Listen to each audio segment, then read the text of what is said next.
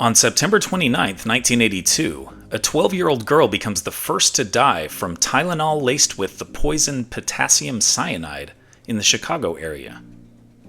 Early that morning, 7th grader Mary Ann Kellerman had taken one extra-strength Tylenol capsule because of a sore throat. She was dead by 7 a.m.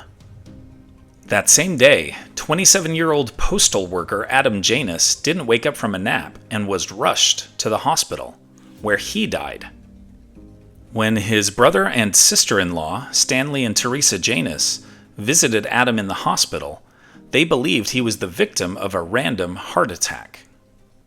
They then gathered with other family members at Adam's home. Not surprisingly, both Stanley and Teresa were suffering from headaches after the stress-filled hours at the hospital.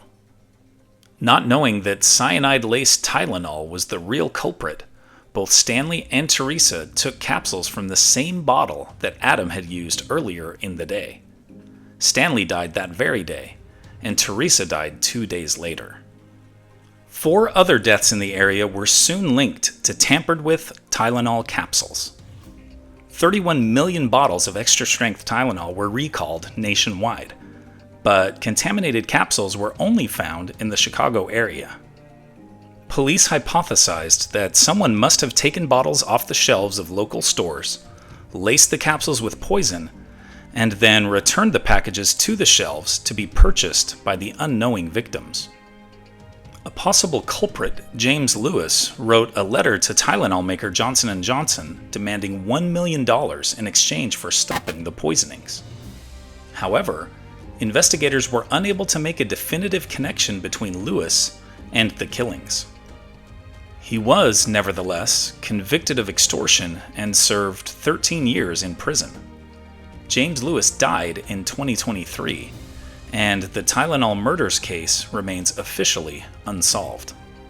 Beyond the devastating consequences for the victims and their families, the killings have had a long-lasting worldwide impact, causing manufacturers to begin putting safety seals on pharmaceuticals and other products. Here are other events that happened today in history. In 642, a Muslim army completes its 3-year conquest of Egypt, ending Byzantine rule of the territory. In 1780, American trader Benedict Arnold's British accomplice John Andre is sentenced to death. In 1829, London's Metropolitan Police is established with headquarters at Great Scotland Yard.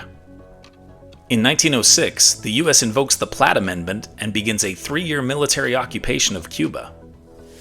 In 1954, Willie Mays makes an amazing over-the-shoulder catch in Game 1 of the World Series.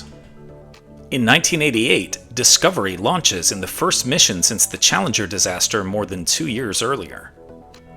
In 2023, Irish band U2 inaugurates the one-of-a-kind Las Vegas Sphere with the first of 40 shows.